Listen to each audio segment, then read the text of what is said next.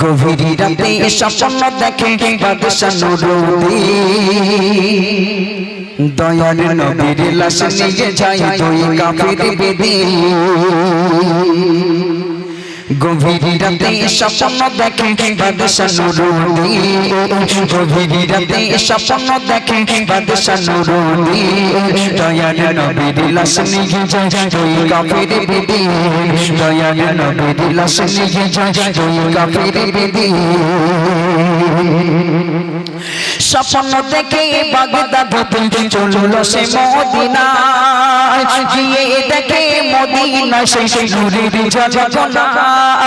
স্বপ্ন দেখে বাগদাদ হতে চলল সে মদিনায়, গিয়ে দেখে মদিনায় সেই নূরের ঝলকনা। অন্ধকারে ছেয়ে গেছে মদিনার জমিন, অন্ধকারে ছেয়ে গেছে মদিনার জমিন। স্বপ্নে দেখা সেই দুটি চোখ খোঁজে সারা দিন, দয়াল নবীর লাশ নিয়ে যায় দুই কাফির বেদিন। গভীর রাতে স্বপ্ন দেখে বাদশা নুরুদ্দিন, গভীর রাতে স্বপ্ন দেখে বাদশা নুরুদ্দিন, দয়াল নবীর লাশ নিয়ে যায় দুই কাফির বেদিন, দয়াল নবীর লাশ নিয়ে যায় দুই কাফির বেদিন।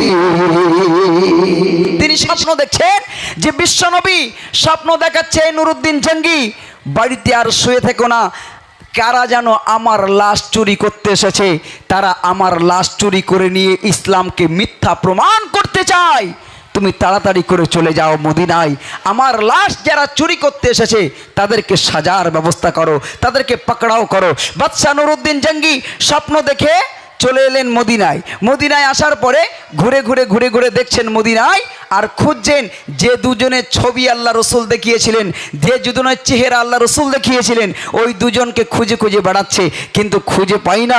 যখন খুঁজে পাই না, অনেক চেষ্টার পরে যখন খুঁজে পাই না, পরিশেষে একটা ফোন দিয়ে আটলেন চোর ধরার জন্যে।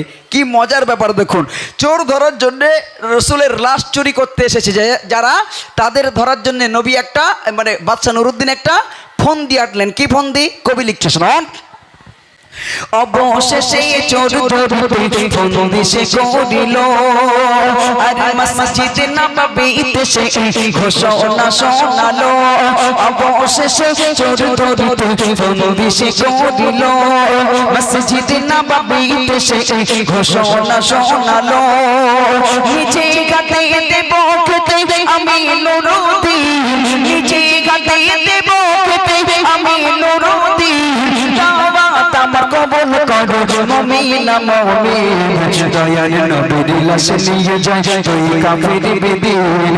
গভীর রাতে স্বপ্ন দেখে বাদশা নুরুদ্দিন, গভীর রাতে স্বপ্ন দেখে বাদশা নুরুদ্দিন, দয়াল নবীর লাশ নিয়ে যায় দুই কাফির বেদিন, দয়াল নবীর লাশ নিয়ে যায় দুই কাফির বেদিন। বাদশা নুরুদ্দিন জঙ্গি মসজিদে নববী শরীফে দাঁড়িয়ে ঘোষণা দিল, ও মদিনাবাসীরা, ও মদিনার শহরবাসী, আমি নুরুদ্দিন জঙ্গি বাগদাদ থেকে এসেছি। মনে বড় আশা একদিন মদিনার শহরবাসীকে একটু দাওয়াত করে নিজে হাতে খানা খাওয়াবো। আমার মনে বড় আশা। আজও আপনারা যারা মদিনায় গিয়েছেন দেখবেন, রমজান মাসে যারা গেছে বিশেষ করে দেখবেন, রমজান মাসে মসজিদে নববী শরীফে ইফতার করার পরে বাইরে বার হবেন, দেখবেন সুদানরা সব লাইন দিয়ে বসে আছে বড় বড় ডেক্সি নিয়ে খাবার দেওয়ার জন্যে। কি খাবেন আপনি, কত খাবার খাবেন, ফ্রিতে দেওয়ার জন্য বসে আছে।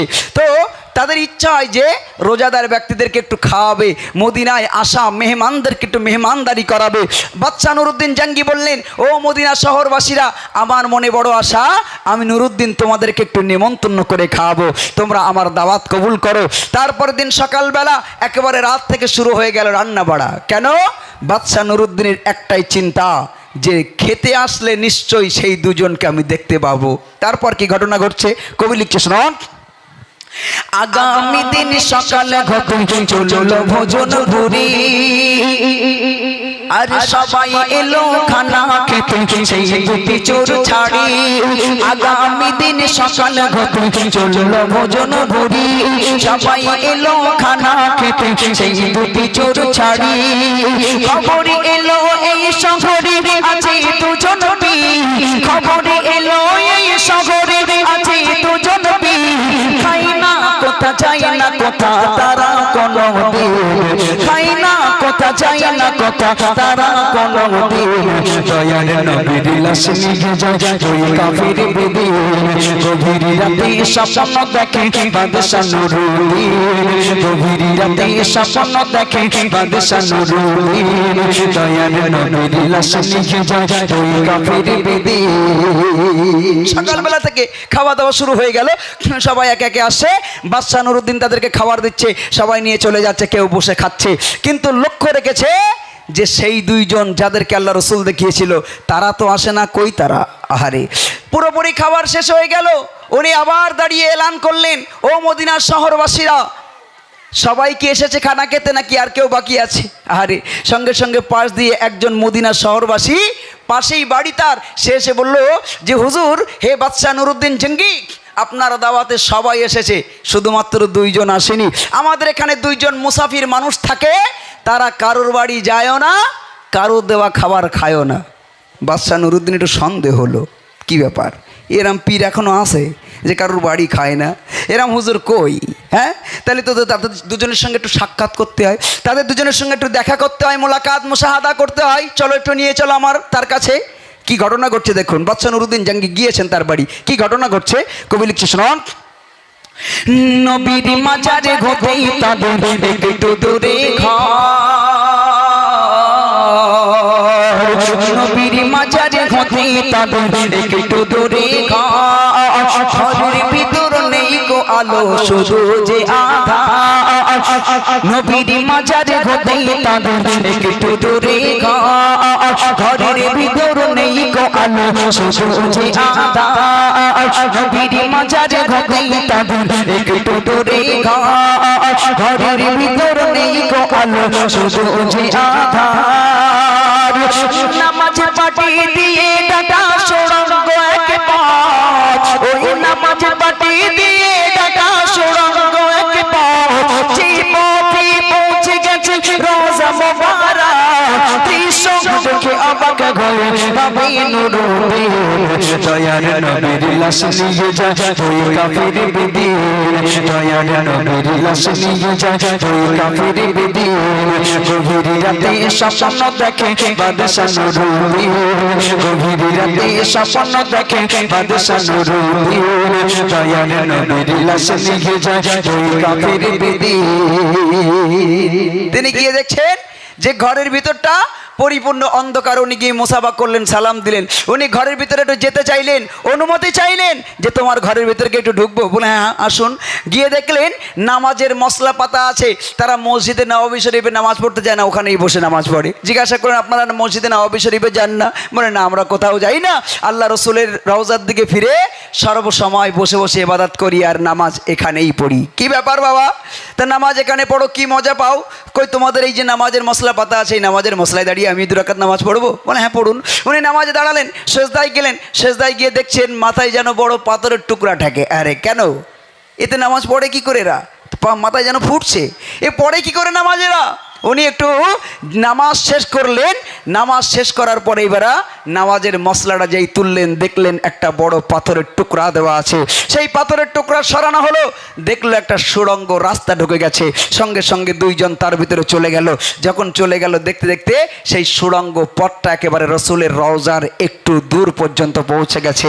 তাদেরকে যখন পাকড়াও করা হলো, তারা বলল বিশ্বাস করুন আমরা এসেছি অমুক দেশ থেকে, আমরা রসুলের লাশটা চুরি করে নিয়ে যাব, প্রমাণ করব যে ইসলাম মিথ্যা, ইসলামের কোনো সত্যতা নয়।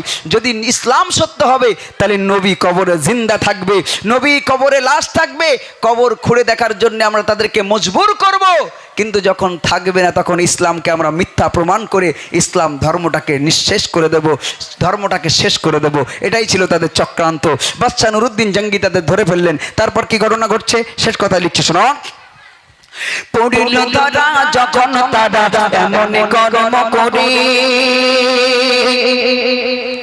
জেলে পচে মরল তারা সারা জীবন ধরে।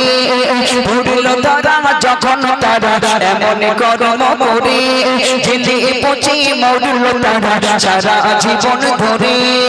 সাইফুদ্দিন আমিনী বলে ওরে ওবেদি, সাইফুদ্দিন আমিনী বলে ওরে ওবেদি,